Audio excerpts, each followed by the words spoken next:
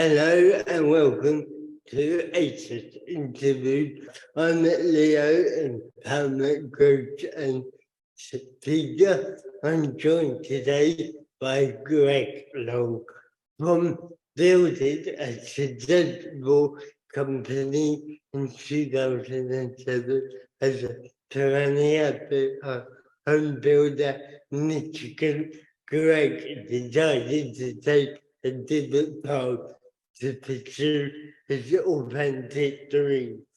He is a lead instructor for Richard High Incorporated leadership courses, Water High, middle and elementary schools, servicing 5 local counties. Greg is committed that all young people be able to live a life free from limitation and fear, empowering everyone to live a great life by design. He has been an executive consultant and life coach for the past 9 years and recognized for being a leader in his industry. His specialties include empowering individuals and companies to operate and design an environment that provides freedom to create a powerful future. Greg, thanks for joining us. I'm intrigued to know how and why you made the transition from house builder to coach and consultant. Hey, Leo, thanks so much for having me. I really appreciate it. And great question. You know, one of the things that I look back on when I was about 55 years old, and I started to look back at my life and realize that I had a coach in my life for the last 20 years or the last 16 years prior to that, right? Like everything that I've done in life involved a coach in some manner or another. You know, I repaired my marriage with a coach. I created a successful building company with a coach. I lost the business in 2008 when the economy went bad, and I created my next business with a coach. And I started to create my coaching company with a coach, right? So, of course, when I look back and at 55, when I lost the building company and then I created a property management company, and then I said, well, what do I really want to do? Well, I've been supported by coaches for so long. Why wouldn't that be the natural transition into what's next? So I decided to start a coaching business back in, it's been 9 years now. I'm going into my 9th year as a coach, and I wouldn't do anything else. You know, it's just one of the things that I know that everyone can achieve just about anything they want to achieve as long as, and they can do it quickly, as long as they have somebody on the outside looking in. Because as coaches, we can see some things that it's not possible for other people to see. And being that kind of person that helps support people on their journey is just exciting. So that's how I transitioned. You know, it was, and another thing, I realized I built the company that I really hated doing it. You know, I was a carpenter by trade and then became a successful builder, and I didn't enjoy any part of the business aspect of being a builder. I couldn't work with my hands anymore. I wasn't with people. I was stuck in the office. I was managing all the paperwork, and that just didn't fit me. So great question, Leo.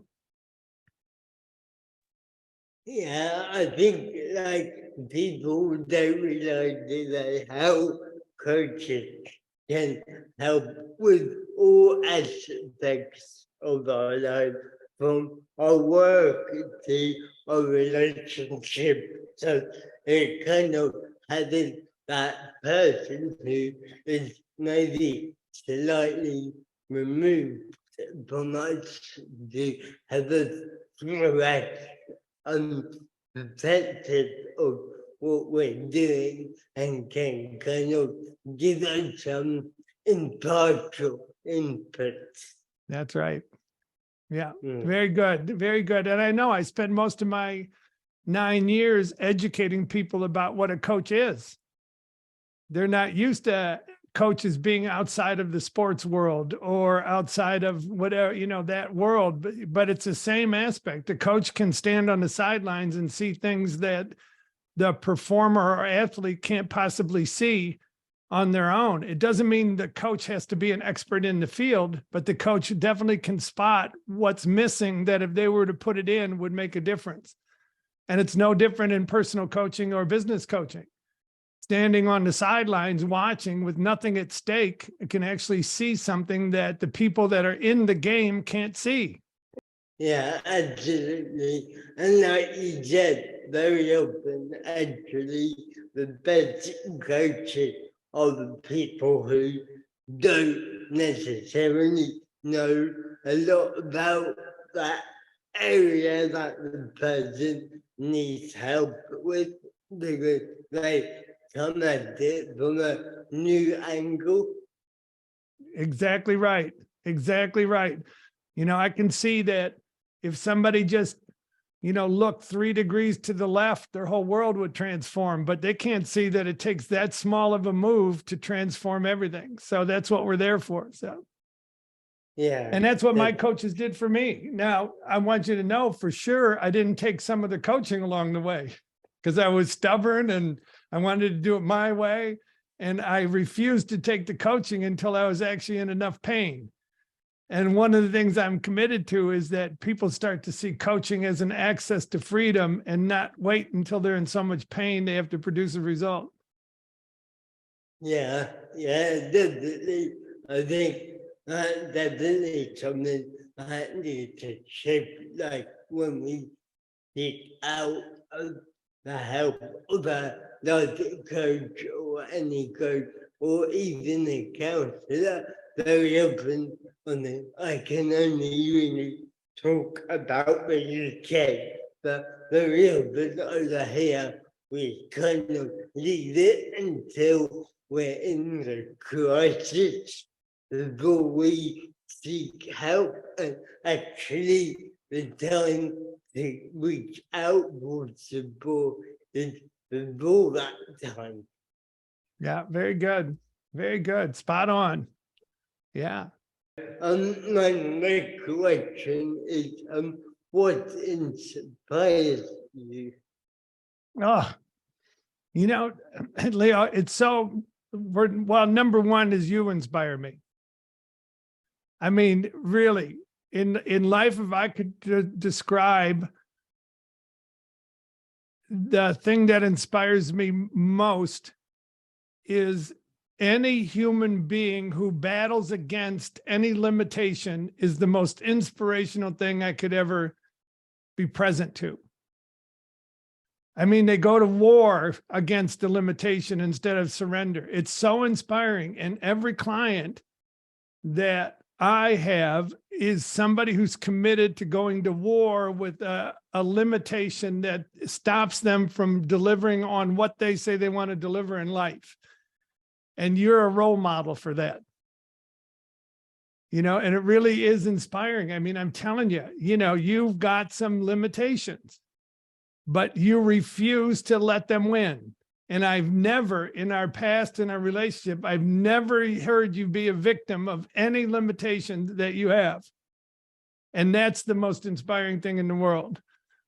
And I want to surround myself with people like that on a daily basis, because I forget that.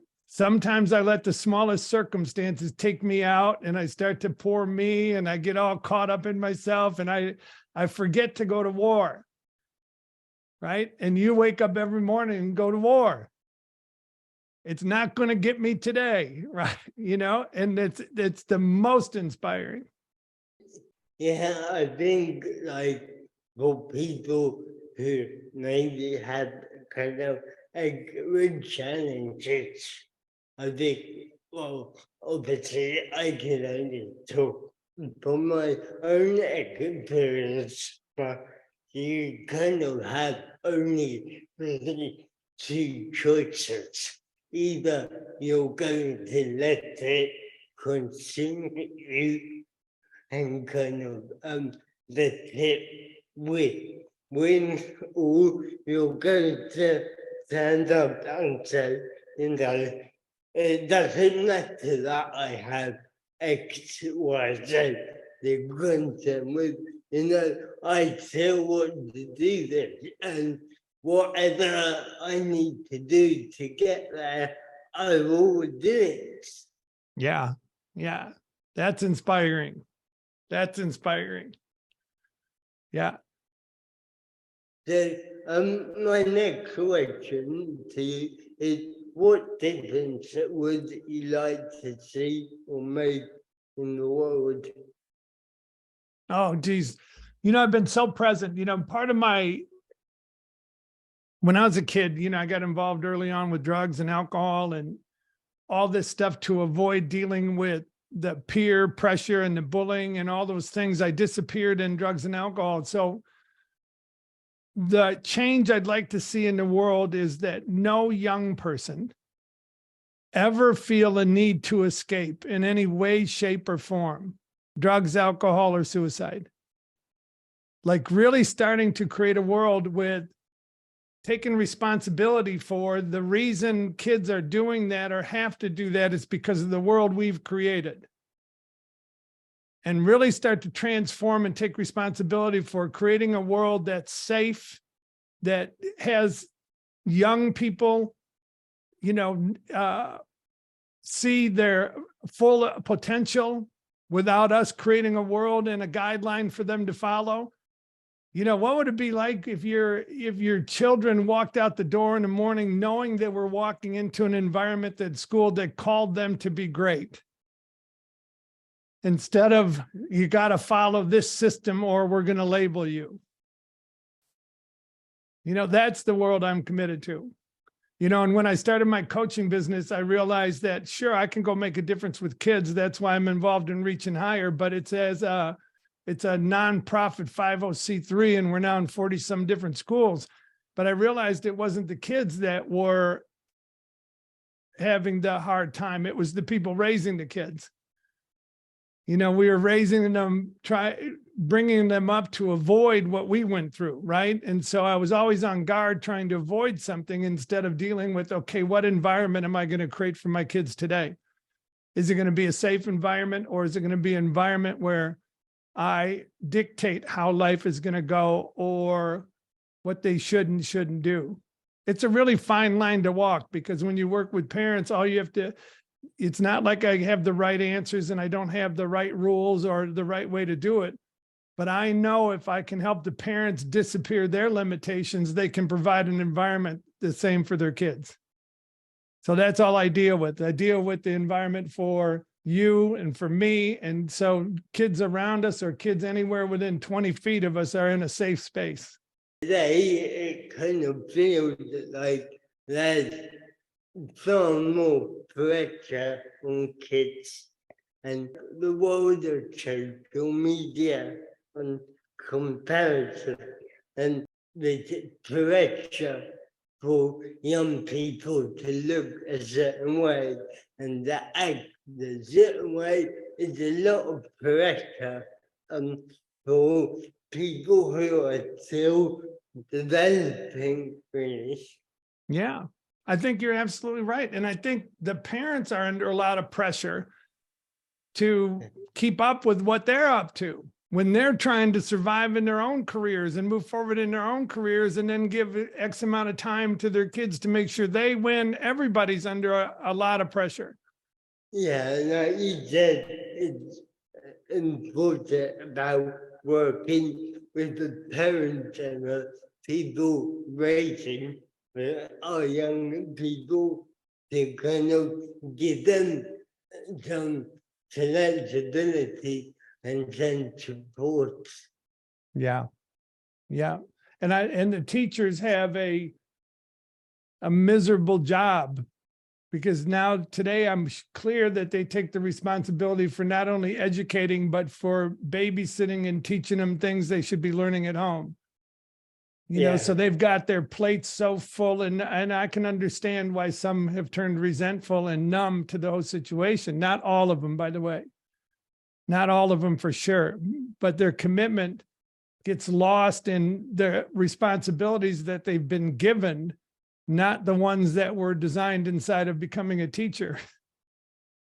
Yeah, I agree. Like you said, not only are our teachers educating young people, but there's also a large element of babysitting and pastoral care.